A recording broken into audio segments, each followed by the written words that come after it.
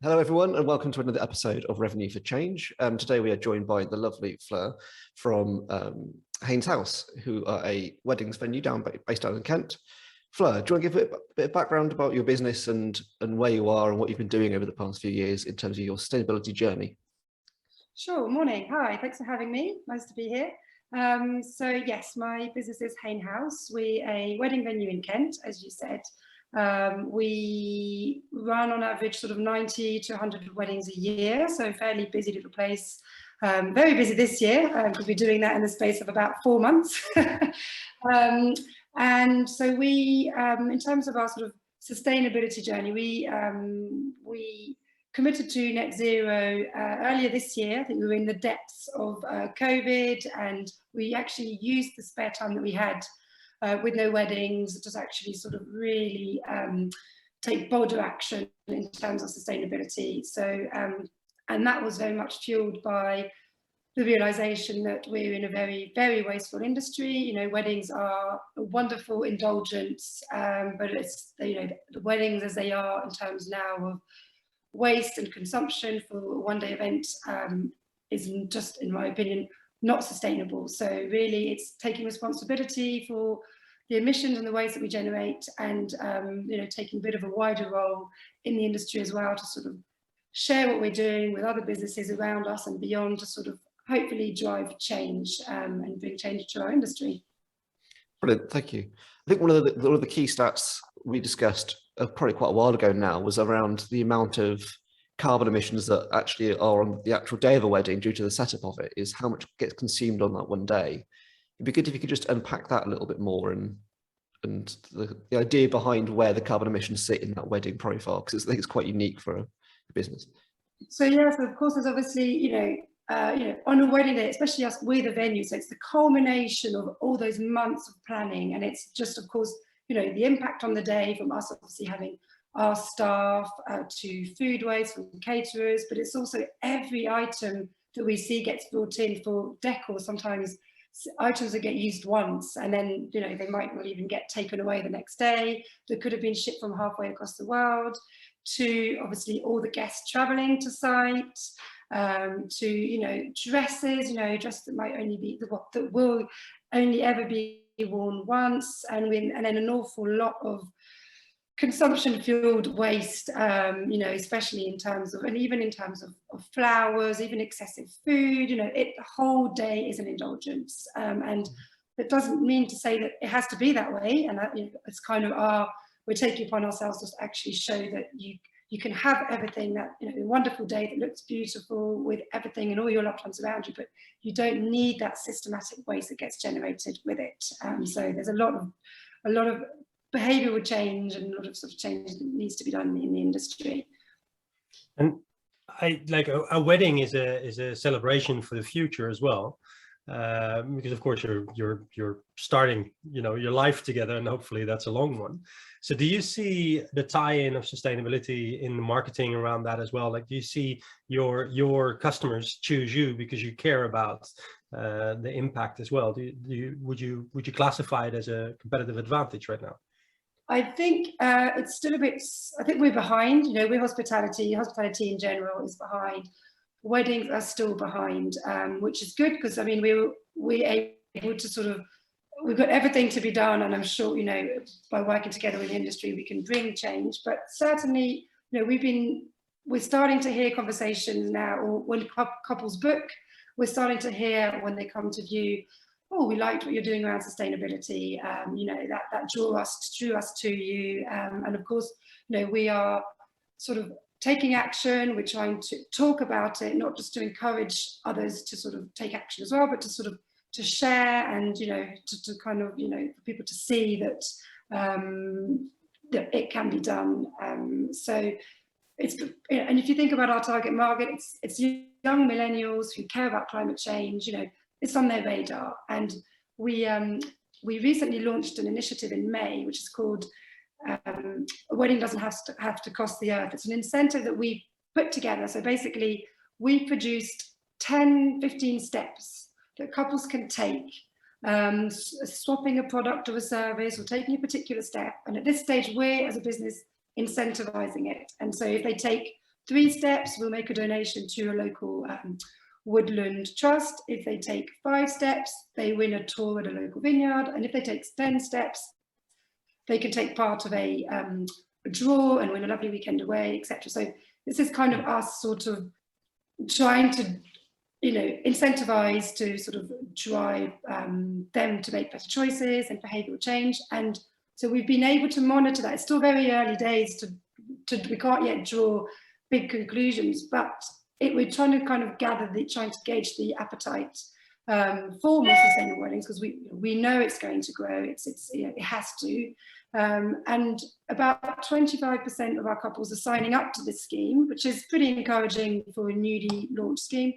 20% are still saying we're not interested, but the rest are sort of saying, oh, tell us a bit more, and they want to know more. So the interest is there, but I think for us it's still very much a case of showing they can still have the day that they want without making compromises. It's us sort of taking away the pain in the decisions that they think they might have to compromise on, and I think demand is growing. It's everyone, you know, all of us individuals are trying to be more sustainable. So, you know, I think it's a matter of time that until couples start thinking about the impact of their day, and I think a lot of them already are. So it's definitely a growing market, and it makes sense on so many levels to, you know, for venues like ourselves to really start leading on this. Cool.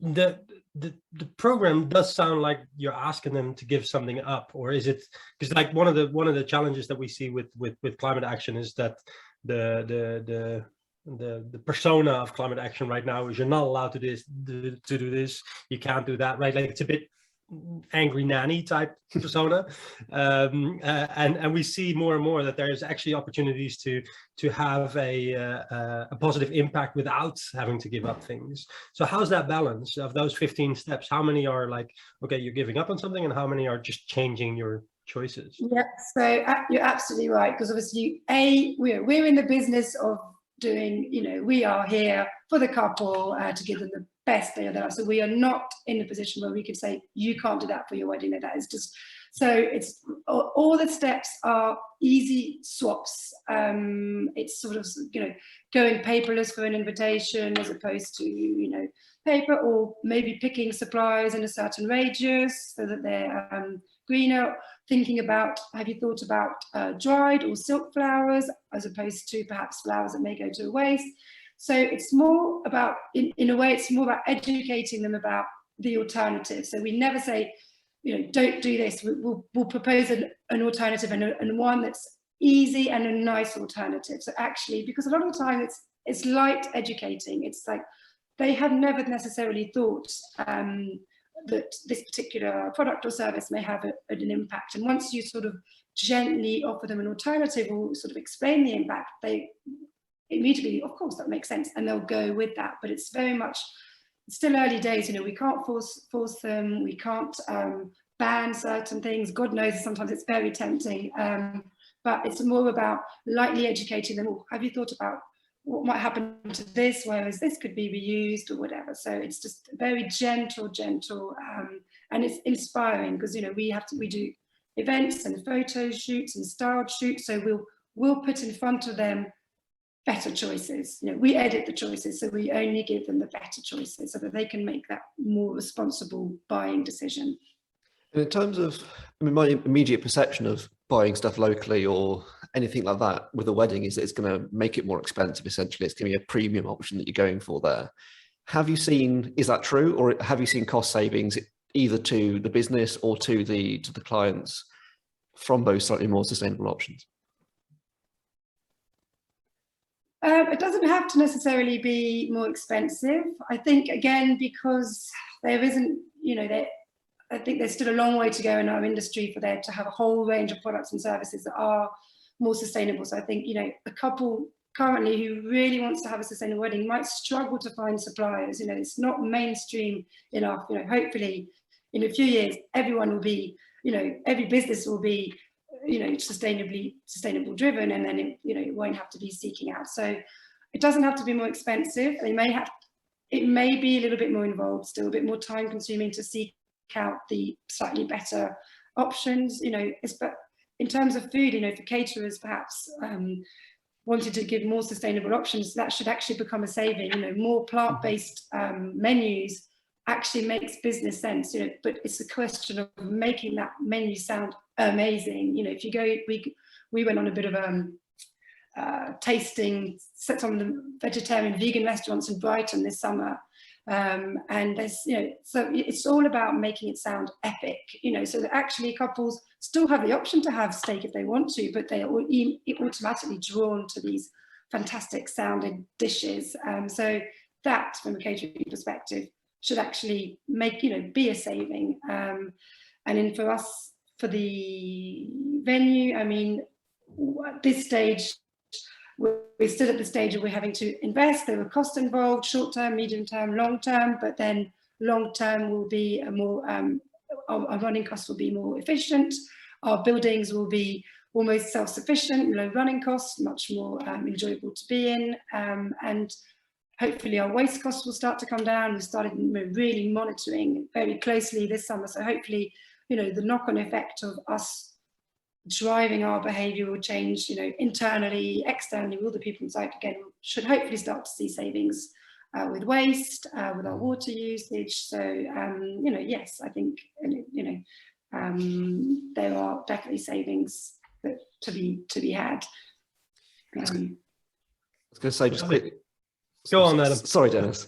One of the things I really liked about your website and your environmental policy was how you had a roadmap for the next, I think it was till 2028, if I can't remember correctly, but yeah, kind of all the different things, actions you're taking and roughly when you can do those. I was just wondering if you could expand a little bit more on some of those items you may have already done or planning to do at the minute, because I think the buildings one's really interesting there, where that is going to probably save you money if it is more insulated. It's going to be a more attractive proposition there. So.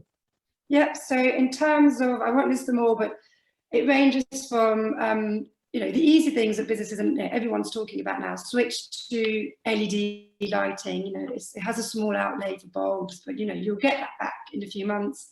We did a lot of work on procurement, which, you know, for our direct supply chain, which there was some savings there actually, but that was actually quite tricky because even though we're in Kent, you'd expect it'd be very easy to sort of you know, get, you know, local sustainable suppliers, but actually it's still quite hard. There isn't really a sort of one-stop shop for supply. You know, it's still a lot easier to get everything from one wholesaler wrapped in plastic, delivered on the same day, as it is to kind of going with the more local sustainable providers. But we have made a few, so that's taken time and a bit of resources, and some products are a bit more expensive because obviously you're buying products from people that do things better. So of course there's, you know, and there's some costs associated to that, but there were also some savings made some of those products. So actually overall it's balanced itself out. This is in terms of our direct procurement. So everything from food, beverages to also consumables. So now we have refill stations, we buy everything in bulk. So that has saved a lot of costs on toiletries, things like that. So, you know, it's, that sort of took a bit of time to implement. Things like easy things, you know, switching to a green energy supplier, you know, very easy, a massive way to reduce your emissions. But it is more expensive still at the moment. But I think if you outweigh the huge savings you can make on your emissions and the environmental benefits, I think that's a kind of very easy switch to make and a very good one to talk about, because any business can do that fairly easily. And then of course, obviously for us, the bigger investments are going to be the actual buildings itself. So we've got a rainwater harvesting system which sort of collects the rainwater and stores it in a tank. We use that to water the lawns and to flush the loos in the orangery. Our main space for hosting the events is the orangeries. That was built in 2018, so it's already incredibly efficient.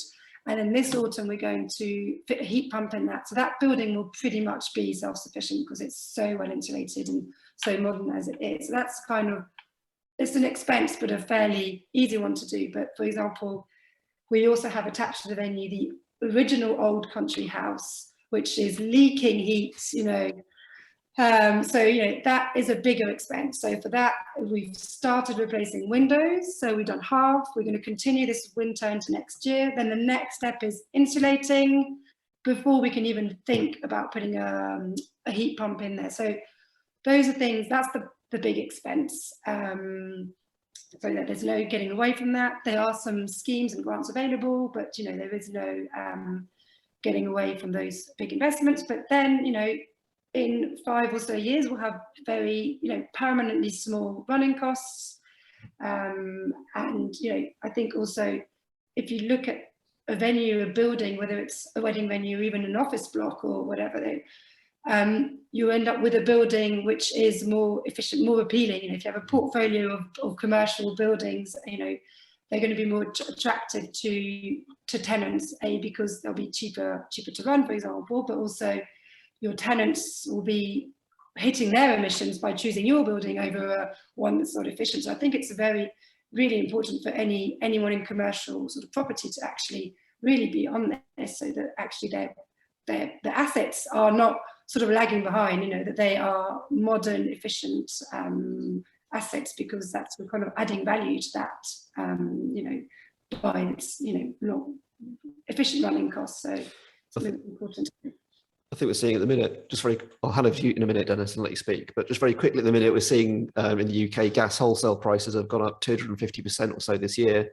That's not yet been fully passed on to consumers, but this does start making a much stronger case for, as you say, if you've got a massive country house there that's leaking heat throughout the winter when you're trying to heat it, that insulation suddenly becomes far more cost effective, and you're removing that externality risk of, if gas prices go up, it's not going to affect you as much because you're not actually using that much energy in the first place. And maybe you are using ground source heat pumps or something like that on site, which you are in fully control of. And maybe 5-10 years in ahead, once electric vehicles are more established and we've got vehicle to grid technology, and all these systems start working together, and it becomes far more resilient as a business case because you actually own the energy generation rather than having to rely on external factors. Just a small rant on that point. Dennis. Lovely. Yeah. But it sounds like you really know your stuff, and it sounds like you spend a lot of time also on thinking about this.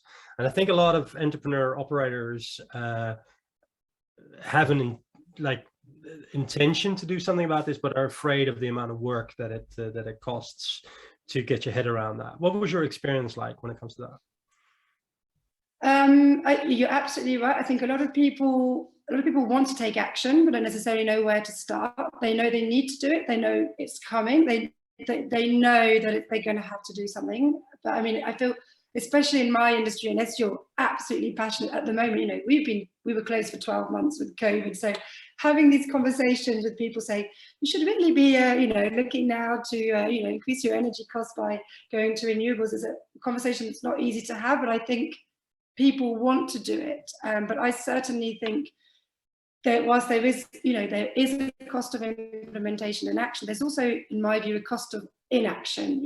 In my opinion, our target market, it's young millennials, they care about climate change. It's only a matter of time until they start, and I sincerely hope they do sooner, they start thinking, oh, what's the impact on my wedding day, and what can I do to reduce that impact? And that will be, right, well, let's maybe cut the number of guests or cut these products or services. So actually, if people in our industry, for example, don't start to take action to make weddings sustainable, that couples don't feel that they have to cut down, then there could be a cost, because then there'll be less revenue for venues because they'll sell less drinks or less caterers, or that people will start thinking, oh, we won't have that product or that service. So I think there's a real cost of inaction, and I think it's taking action now in an industry as wasteful as ours. We need to be able to be legitimate in the future world, to prove that actually we are compatible with a sustainable wedding. So I think investing in that now is vital. But it's still difficult conversations to have. We deal a lot with small businesses, some of them micro businesses as well, and it's true that cost is an issue for them. So it's very much sort of perhaps showcasing the long-term benefits, the long-term need for action, and just being as vocal as we can as to look, if we can do it, you can, and also making the case that if we if we survived a year and a half almost of being closed, then actually, you know, we can afford to invest more in, you know, in more sustainability and taking action on the business. You know, it can be done. So. Because you started the business right out of uni, right? Like you came out of university. Can you tell a little bit about the story, how you got here, and at what point did you decide, okay, I'm gonna start taking climate action as well? Like, where did that initial thought come from? So a little bit of the background. Yeah, sure. So I started after university. I wanted to set up my own business, originally in wine, but that didn't happen. It was 2008, and I was, and so I had another business at the time in serviced offices, and this was like a side project. It was on a family estate. It was of my old family home, which had been empty for like decades. So it was starting it up as a wedding venue, and you know, started with a marquee, and then it actually grew. And then in 2017, I ditched the marquee, built a purpose-built orangery, and then that was very much built with sustainability in mind. You know, making the space to host the weddings more sustainable. But I do think the journey then came very much from a personal journey, then me becoming a parent, being much more aware of our own. It was really driven by the realization of how we as a family and individuals were consuming, and realizing, okay, there's something not right with the way we consume, and the way we, you know, eat, you know, food, shopping, waste. And so then we started to take a lot of action at home, you know, what we eat, how we consume. And then I started realizing, actually, these are easily implemented at work. And having these conversations with the team, and the team were actually very quickly really, really on board. And so then we started, you know, as a team to sort of take this more seriously, and, you know, take action, and, you know, take bolder action. So I wanted to commit to net zero. We were like, and actually we were a bit sidetracked by COVID, but actually these last year when we were closed, we were having a really difficult time. As a team, I took some of the staff off furlough.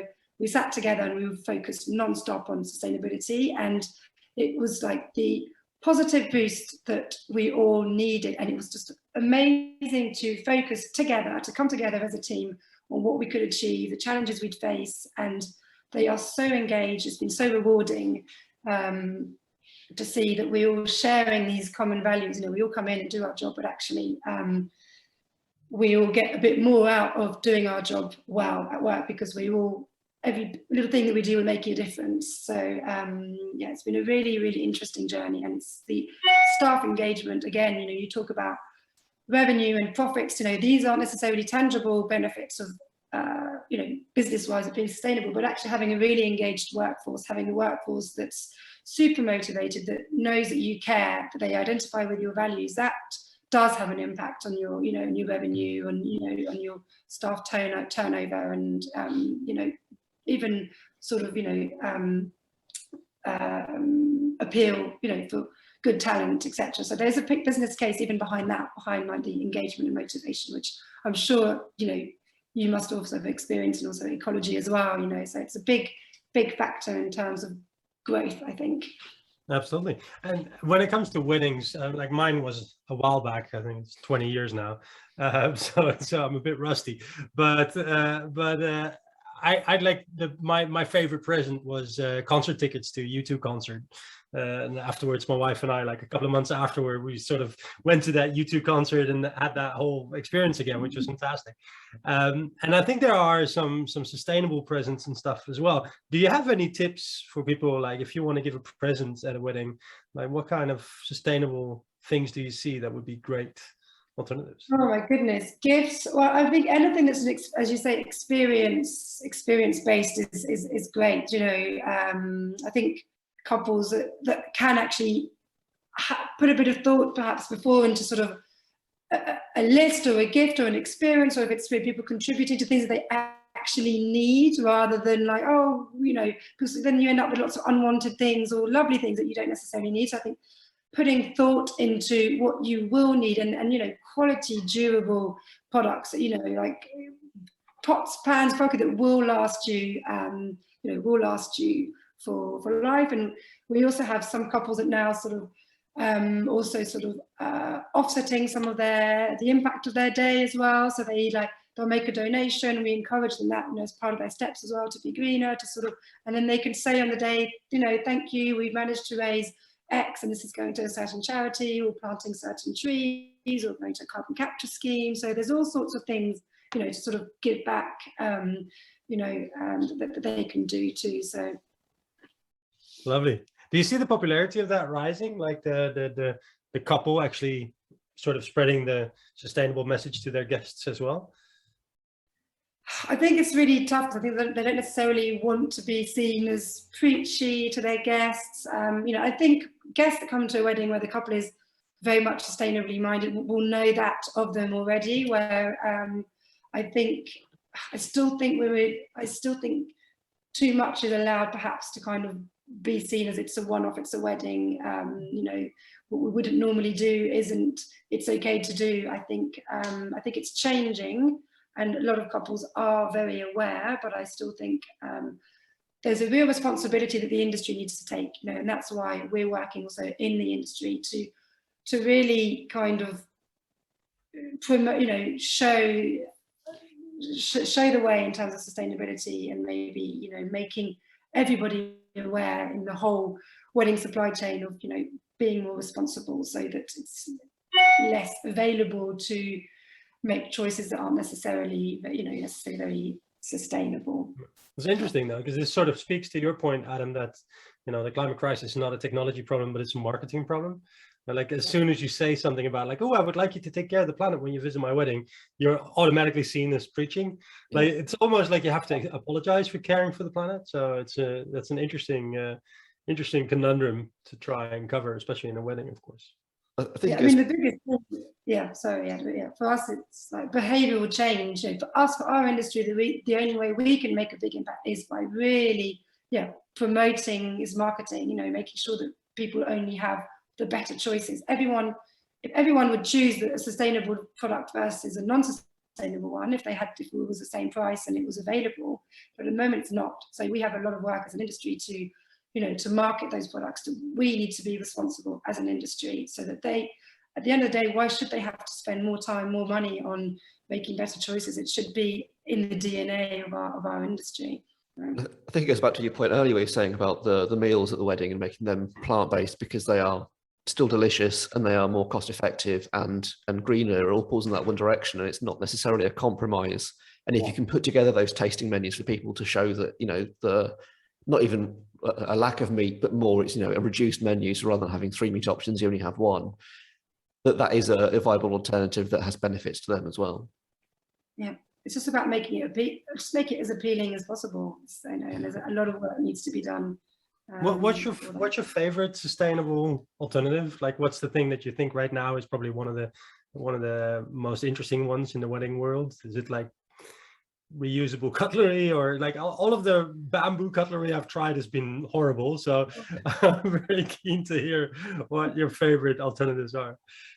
I know, in terms of all those things, as far as I'm concerned, they're still disposable. So, for me, that it's not a good, sensible alternative. I mean, there's a lot of, the best way to do it is to borrow things. And even in terms of dress hire, a dress gets used one and it gets shoved in a loft, so even there are circular models starting, or hiring models starting, where you can borrow your decor and then give it back, or someone else can use them.